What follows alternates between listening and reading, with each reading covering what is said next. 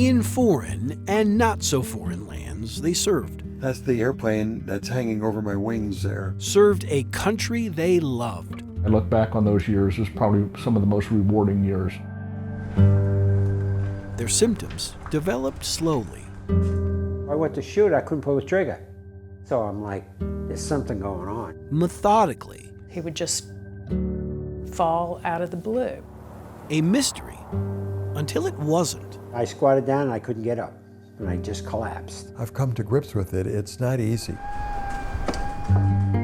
For months, a team of reporters in cities across the country listened, recorded, and documented. I see a good-looking guy right here. A story, not just of their fight against a rare disease, God wishes on everybody, but of their fight to have the U.S. government recognize the role played by their service. A lot of exposures to degreasers and jet fuel. We need the VA to see what this disease is and what it's done to the veterans. Years of denials. He told me exactly what would happen. He says, we'll file this claim. It's going to be denied. And emails unreturned. Not one response. Now a renewed effort. They've been fighting for years to get somebody to listen to them. Is that something that you are going to do? To finally acknowledge a diagnosis denied.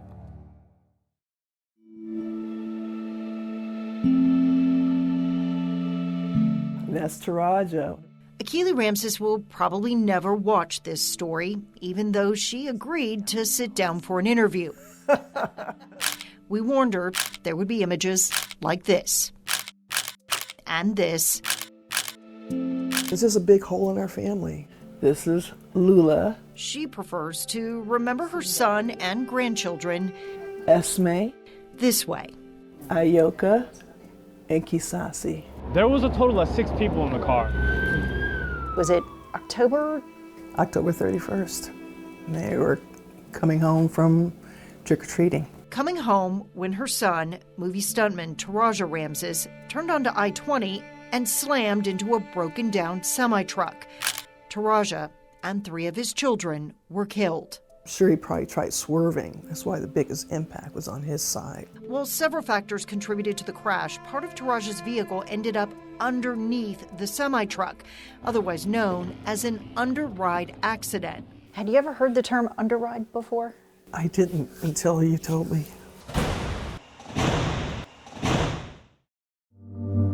The scriptures talk about a woman's hair being her glory. We want to do everything to make our hair beautiful. By using relaxers, there was a way for my hair to be beautiful. Zena Young is among the millions of Black women who turn to chemical relaxers to straighten their hair. Can you talk to me about your hair care experience growing up? I always had really coarse hair. First they would use straightening combs and such to do our hair, and then after that we started getting perms. Do you remember how old you were when you first started getting relaxed and learned how to do it yourself? I knew I had used relaxers for a long time, a really long time, from the age of 11 up until my mid to late 40s. There are several lawsuits around the country because of the use of relaxers. Okay. Mm-hmm. You've decided to also file a lawsuit. I had gone through an experience with cancer. I had to take off work. I missed time with my family, the bleeding for months on end, and I mean just the toll that it took on my body as well. Yeah. Did the 2 of you abuse your son? No. But I'm so sorry.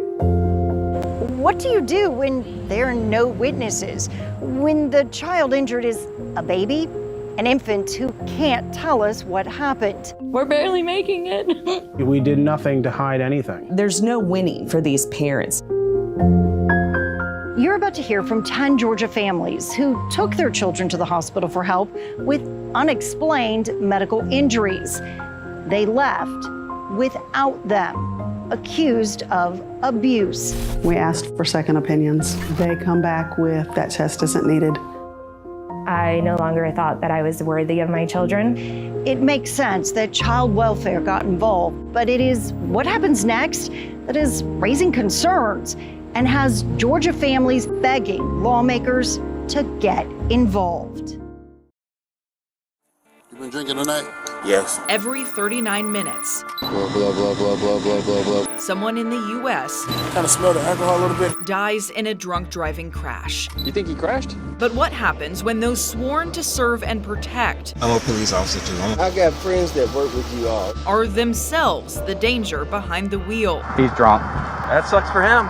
11 Alive investigates found in the last 5 years, 290 law enforcement officers were arrested for DUI.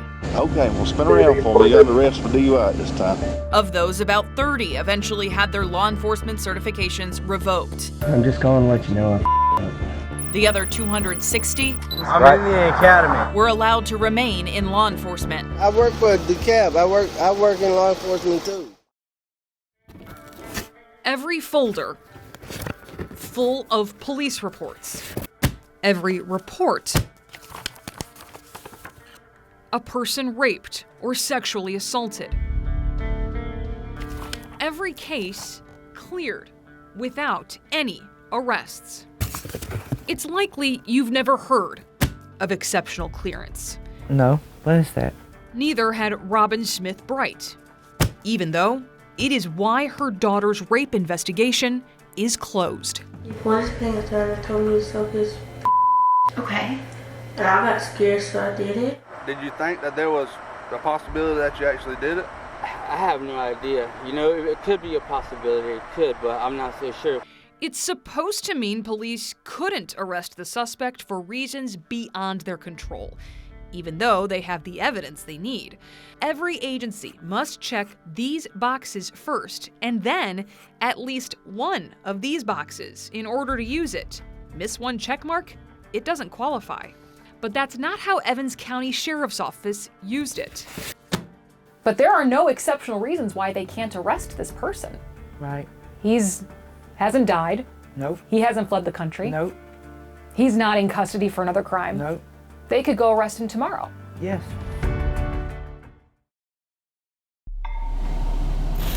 Watching, recording, posting your most private moments. Hello? Hey, this is Sergeant Scott Prowl with the Athens Clarke County Police Department. That's the voice of Caitlin Brooks talking to police. You started to be really creepy. Emily remembers when her sister Caitlin rented a room to Avery Hogan Pendergraph. We believe that he was using a camera. A camera hidden in plain sight, capturing images of her naked in the bathroom. Images police say were then posted on porn sites and chat rooms. 77 days of the first time my son was bullied to the day he died. 77 days in between there. Seven Bridges died by suicide. He was 10 years old. The very first thing, a little girl called him on the bus. And then, fast forward to next week, he's on the bus and the little girl says, well, you know that can't fight. He gets off the bus, runs to his dad and says, Daddy, I got choked on the bus, but don't be mad because I think he has a mental problem. He died of being bullied to death. Wow, my kid. At least 3,600 children under the age of 13 died by suicide in the past 2 decades. There's this idea when you're young, developmentally, you may not understand the permanency of suicide. I don't think sometimes that kids understand there's no coming back from that. This is much younger children. Black children under 13 are dying by suicide at rates 2 times higher than their white peers. People always say black people don't do that. Yes, here's a picture.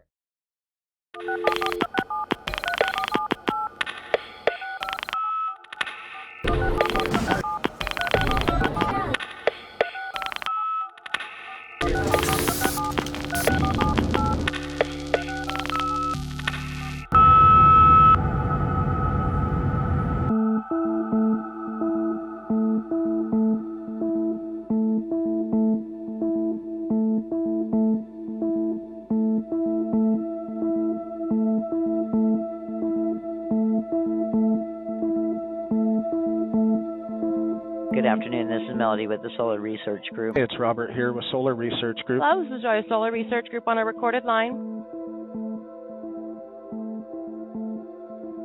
I'm not a debt collector and I'm not a salesperson. Hey, Nick. Yes. It's Brendan Keefe. We talked on the phone. Oh, yeah, oh sorry. Fist bump.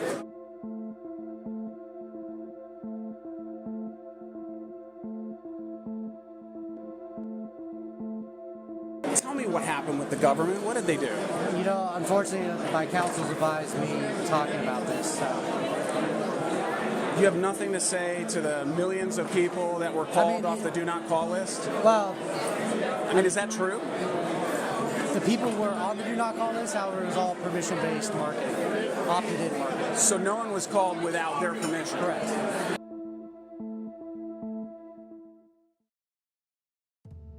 He had eyes cold as steel.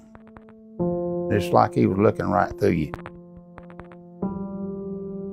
He was a con artist, smooth talker, could con you out of your wallet, your watch, your car. There was nothing that would make you think he was a killer. He wanted to be a famous mass murderer. He killed men, women, boys, girls. He didn't discriminate. If he decided to kill you, you'd had it. Just about everywhere he went, he left a body. The Casanova killer. I fell in love with him for maybe an instant. He didn't want to admit that he was gay, and he killed them. He killed 33 or 35 people. We were able to document 18. I'm almost certain there are other victims out there. He made tapes of his escapades. I'm a criminal. I'm not going to grade himself if I can.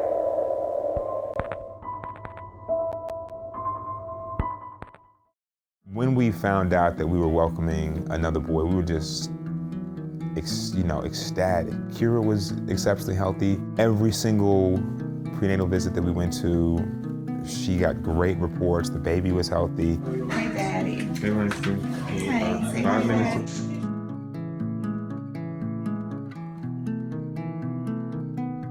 Shortly after Langston was born, they took us back to recovery. Ciara's sitting there, and I first noticed that there was blood in the catheter at her bedside, and that was the first sign that I realized that something wasn't quite right.